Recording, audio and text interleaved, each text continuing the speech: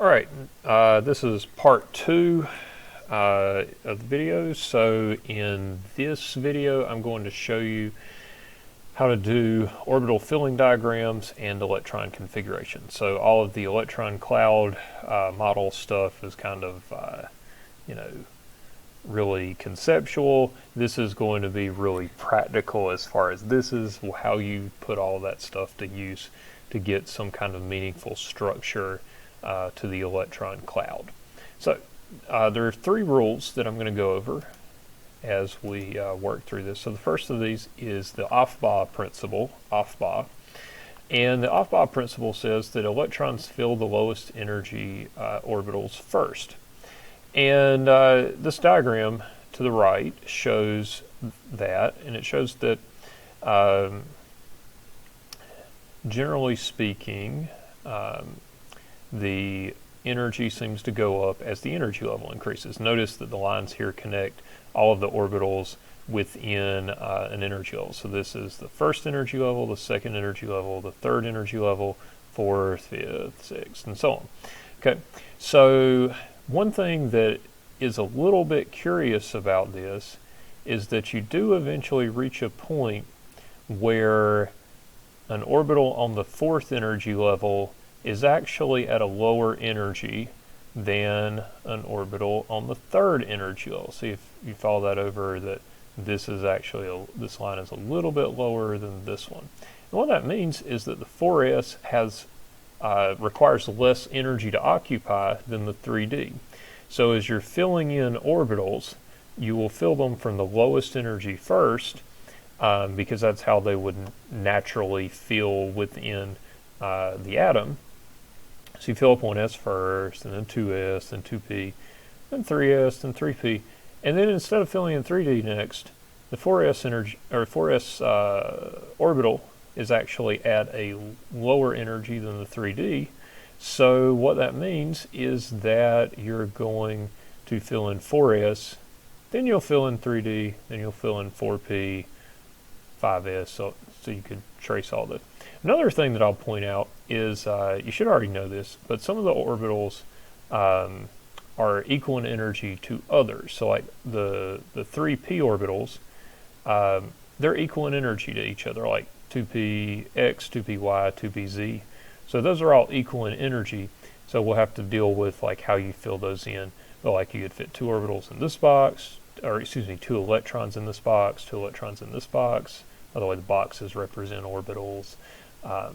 And then, so there's 3 boxes here, 2 electrons each. So you have 6 electrons in a p, 5 electrons in a d sublevel, and 7 in an f sublevel. And for the most part, you won't write a lot of configurations that go all the way up to the f's. All right, so this is kind of like a lazy tenant. If you don't want to, you're going to try to move into the bottom floor of the apartment complex, so you don't have to move all your stuff up the steps, right? Okay, that's kind of how this works. All right, so a couple of ways to remember Aufbau's rule. So one of them is this kind of crazy chart here, and I've had people call this the chemistry before because it sort of looks like half of a tree or something. I didn't make that up, y'all, it's my students. But anyways, you fill in 1s, and then you fill in 2s, and then 2p, 3s. So basically you can number 1 to 7, or 1 to 8, whatever, and then beside of it number 2 to 7, and 3 to 6 or 7, and 4 to 6 or 7. Anyways, and then you fill in the s's, the p's, the d's, and the f's, and then you draw the diagonal lines, and you just kind of follow along and fill them in order. And that'll give you the same prediction of what I showed you on the previous screen, which was that you'll fill in 4s before you fill in 3d, and so on. So this is one way you can predict that. The other way is just to learn it on the periodic table, and this is what I prefer to do, is to just understand the SPD and F blocks on the periodic table, and realize that as you go across each row in the periodic table, you're filling in electrons. So the on here it's only showing you the last electron for each element on the periodic table. You see how this goes, 1s, then 1s2, then 2s1, then 2s2, and 2p1. By the way, these are not powers. This is just indicating how many electrons are in the sublevel for that particular element. You see all these filling in order. So then there's the 2p's, and then the 3s's, and then the 3p's, and then when you go down to the next row, look, you fill in the 4s's, just like this told you. After 3p's, you fill in 4s, and then after 4s, look at that, you fill in the 3d's going along there. Now, if you got a printed copy of your reference table, you can definitely kind of trace this in there. And the thing that you'll have to realize or remember here is that this is a little odd because you're on the 4th energy level or the 4th row of the periodic table, and but you're filling in the 3D sublevel as you keep going across there. So the D's are one level behind where they're listed on the periodic table, behind the row they're listed on the periodic table. Then when you get down to the F's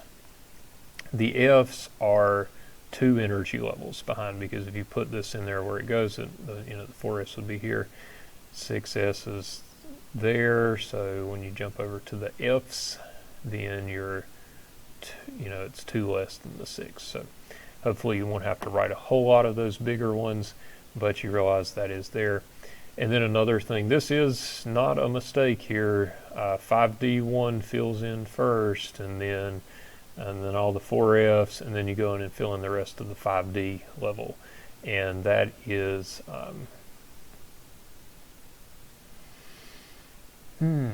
fairly confusing at times.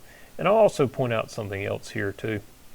They did the 3D10 and the 4F14 twice, and you notice that's kind of out of sequence.